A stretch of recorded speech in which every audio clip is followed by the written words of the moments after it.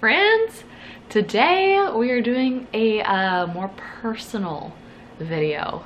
I decided I would answer some of the questions I get and some of the questions that I feel like would just be a little bit terrifying to answer on the internet for strangers like the smart girl I am. Here goes nothing. We'll start off with something a little bit easier and then build up to it. One question that someone actually sent me is, what has been the hardest part of wedding planning for me? And that would be my personality, to be honest. I'm very type A, but I'm also very decisive and I hate to overthink things.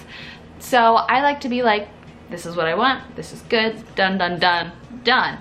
But sometimes that's not how it works. Sometimes things change. Sometimes you can't go with the first option because it might be more expensive. Sometimes you gotta overthink things. Luckily, my mom is really great at overthinking things. Month one, I was like, I know what I want. And then I felt like I was done, but I wasn't actually done.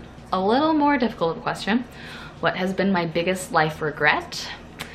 Little backstory, I guess. My biggest life regret would be following a boy to college instead of doing what I wanted to do before I met Brooke. It wasn't Brooke. Brooke is a dream. But I actually graduated high school early at age 17 to move out to LA.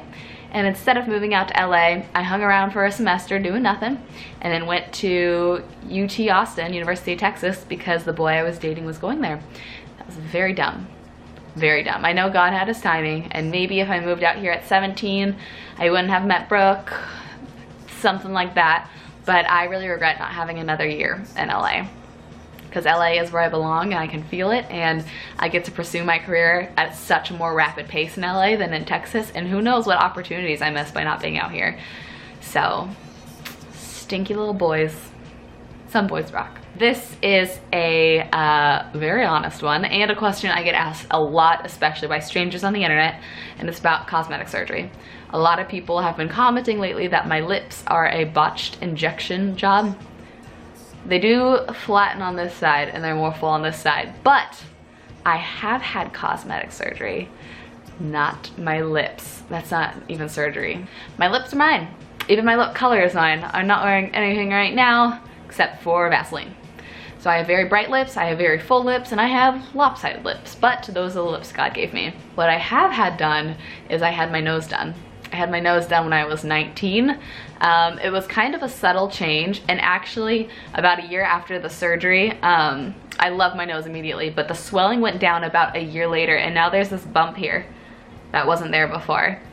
So, you know, it's still not perfect, but I am way more confident in myself, and I am open to talking about it, because my philosophy is, if you are too embarrassed to tell people that you did something, then you might have not done it for the right reasons. I did it for me. And I have noticed that ever since I changed my nose a little bit, I feel more confident, and when I feel more confident, I book more jobs. So it has been a good career investment. It was a slight change. It looks pretty much the same from front on. I will show you a picture of the difference from the side. The main side was the slope. It used to slope down and now it's a little more flat.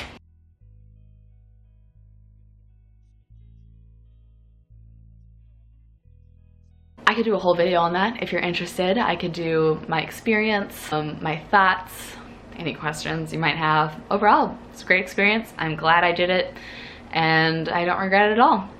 And that's the only cosmetic surgery I've had. Biggest insecurity. This has actually come up in premarital counseling because I have this insecurity that people think that I am bitchy. Actually, a lot of my best friends have told me that their first impression of me was that I was snotty or stuck up or being fake or anything like that. And I have become very self-conscious of that over the years. I am a very happy, giddy person, and people I think read into that as fake and bitchy.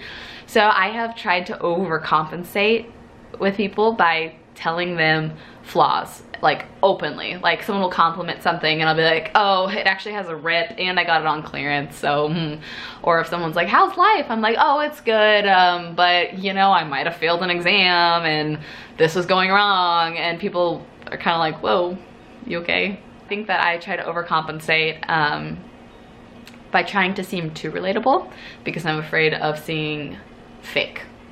So that's my biggest personality insecurity. Okay, another question that I got submitted was, have I ever tried drugs or anything like that? And I gotta tell you, I'm the most boring person I know. I haven't even tried a sip of alcohol in my life, and I'm trying to go my whole life without even trying alcohol. So I have not smoked weed, I have not tried any drugs, I haven't even had a sip of alcohol. A lot of people judge that. Peer pressure is real. And then when I am out with friends and I'm the only one not drinking, yes, it can get annoying after a few hours.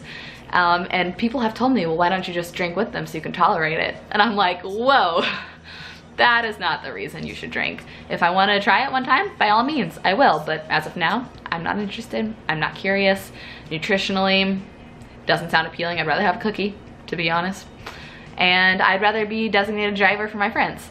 So, haven't tried anything. The closest thing to a substance that I have tried was I was prescribed pain medication,